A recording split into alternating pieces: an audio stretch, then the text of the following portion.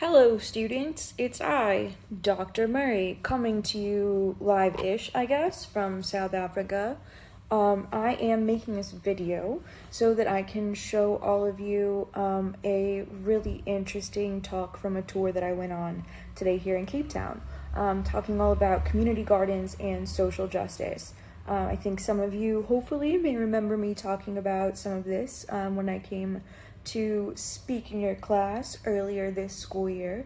If not, I don't know if you were absent or maybe just sleeping. But I hope you enjoy what follows. It was from a really interesting tour. If you have any questions about it, you can certainly ask Mr. Barrett and he can relay them to me. But other than that, I hope you enjoy. Yeah. Done by the homeless, okay? They might be homeless, but they're not hopeless. So I just bring out their potential. But when I started this garden, I used 4 pickup trucks to get rid of the rubble and about 700 bags of refuse. And then we realized we couldn't grow anything here because the foundations of the houses are still here. So I taught them to make planter boxes with pallets. And of course we made our own compost. And when we started planting our first lot of seedlings, all those companies on the board, they came on board and they assisted in one way or another. But the people who worked in the gardens got paid from day one. They never worked for nothing.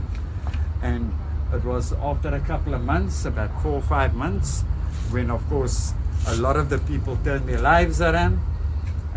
I've never told anybody not to use substances. I told them, if you're sober for the first half an hour of the day, I will still pay you full, which I did.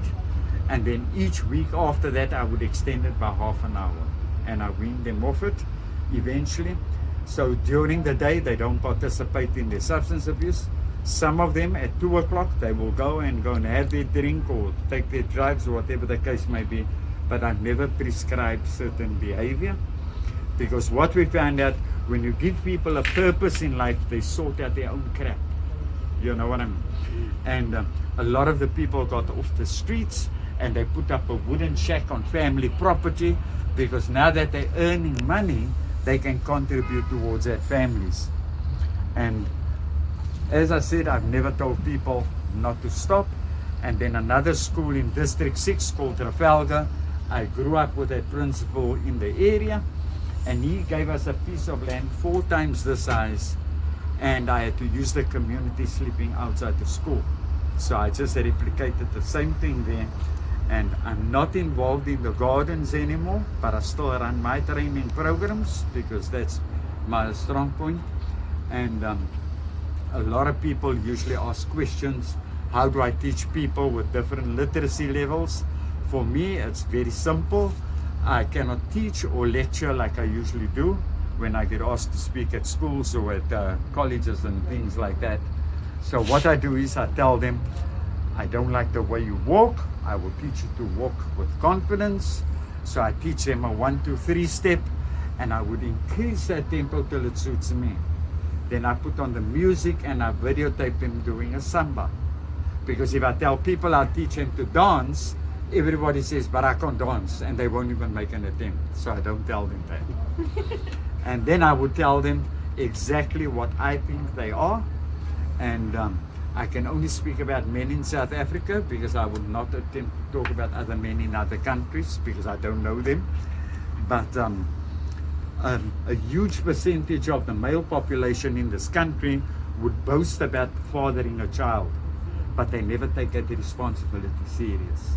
Okay, and we have a major problem with single moms in this country. So I would turn around and tell them, you are nothing more but a sperm donor, and you're not much of one because your contribution is only 1 to 2 tablespoons. So stop boasting about it. But from that 2 tablespoons, I would say, of sperm cells, there are 375 million sperm cells in that lot. But one of it is the most motivated, dedicated, goal-orientated, is the best, the strongest, the fastest swimmer, and more importantly, don't know how to quit. And everybody on this planet, irrespective of your nationality, your race, your gender. It makes no difference what religious background you come from or social standing. There are no losers, only winners. Then I would sing, we are the champions, because that's what we are.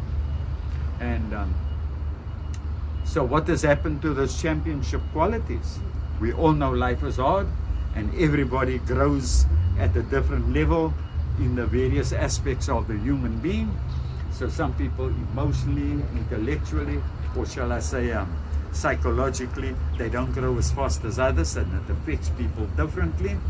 And it could also be the home you come out of, your parents, the financial situation, sibling rivalry, jealousy and envy from neighbors, and of course a community that tell you what you can do, what you can't do.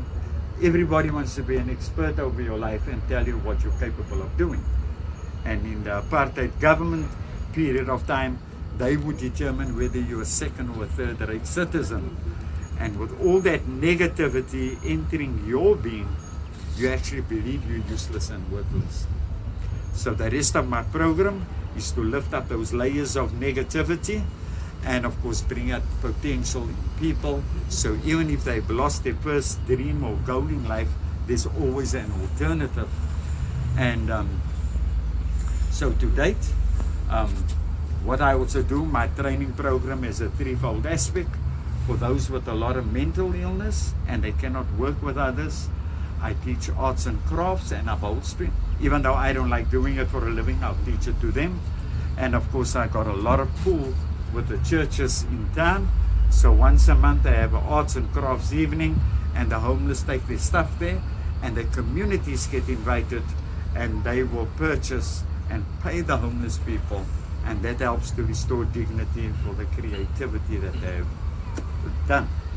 For those people who social skills improve a bit and they can work in a team, so what I do, we put them in the gardens, and of course you'll find some of them wearing the vest in town for cleansing, CCID, streetscapes.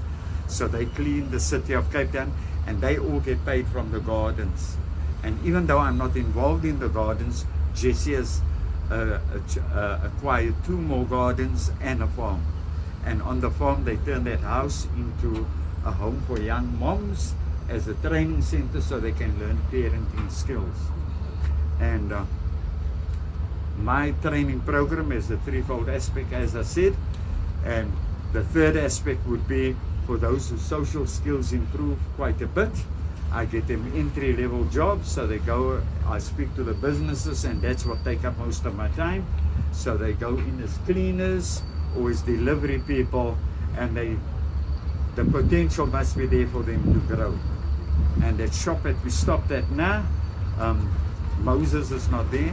He was one of the guys that came off my program. He was 5 years on the streets. When I met him in 2014, he was ill-tempered, he was bordering on depression, he was so bitter and angry, he was ready to fight at the drop of a hat, so to speak. And I got him a job, and he excelled there. It gave him purpose, and of course now he's got his own coffee shop within another shop. And that's why I stopped there, just to get him to share his inspirational story. But unfortunately he's not there now today. I've got 4 other baristas that work at some of the other coffee shops. I've also got apprentices in panel beating, spray painting, electrical plumbing work. I've got women who do glass blowing, basket making, weaving, and of course bead making, which is another thing. Some of them got their own businesses, so they work out of their homes or their wooden shacks on family property. And I've got 2 trainee chefs in town, and of course a couple of waiters and waitresses. 2 of those girls, they completed their high school diploma last year by going to evening classes, and Jesse has raised funds for them, so now they are at college, and that all gets paid for. I've also got a 3rd-year student at the University of Cape Town who's studying to be a vet, and she's been adopted by a white family in town, and they see to all her financial needs. So the people just needed someone to believe, to motivate and encourage them to be better. And yes, I have a non-judgmental attitude. There are no conditions. As the sun rises every morning, you get another chance. So I also understand the mindset. So I give people numerous chances. And the reason I do that, because I've been married for so long, I know what it's like when a woman forgives me every time for the same stupid crap I catch on. But that is one of the reasons why I believe people who were previously marginalized don't know better. So you've got to have a lot of patience. And what I haven't mentioned, I know a lot of people are under the impression I'm an atheist because I'm always knocking the churches, but it's their lack of involvement with the real people that I knock. I'm also an ordained minister and I'm a family counselor as well. So before I got to the streets, a lot of the homeless people that die, the police would come in, have the body removed and have them cremated, and nobody knows what happened to a friend or a colleague of theirs. I get the churches in town and I put on my church collar to look respectable, and then of course I would have a memorial service to add a bit of dignity to their passing, and the friends can say their final goodbyes. For those couples who want to get married, I would marry them out of one of those churches. And of course that piece of cloth works wonders when I go fight in the police station or in the community court to get them onto the programs that we're doing. Greg and Alan, they usually affectionately refer to me as the gangster pastor because I don't talk like one, I don't look like one. But for these people, I'm their pastor. They refuse to call me on my name because they use the title when the police arrest them. And of course, I don't have a good relationship with the police, but with the law enforcement I do. And so of course, they would use my title just so the police would back off. And they usually do because they know I'm affiliated to the Human Rights Commission because of Greg and Alan's involvement there. So they fight the battles in the court and I have become a voice for the people on the street. So the wife and I, we work, we become the parents to the people on the street. And of course, being a family counselor, I know everybody's business. So of course, I know who's hurting, who's not hurting, what their needs are, things like that. And on a Saturday, my wife will cook for them because they don't get food on a Saturday. So that's what we do. Okay. And so all of this stemmed from creating a community garden? That's correct, yeah. Cool. Okay, shall we? Does the produce from the garden go to feed them, or is it sold and then the proceeds? The produce from the gardens actually gets sold to the restaurants in town, and that is also one way that they generate an income, and they get an incentive once a year as well, and their uniforms to get them all looking the same, because that was the purpose for the dancing, is to show your potential. It also teaches teamwork and time management. That is why I do the dance. Does it ever happen that you have people that are incorrigible? They just, you give them chance and chance and chance and it just never. There are people. There are. Look, you're dealing with different mindsets, but you cannot hold. I don't believe you can hold it against them. That's their first education. They come from the streets. You don't know what the mental health issues are, and you've just got to be patient.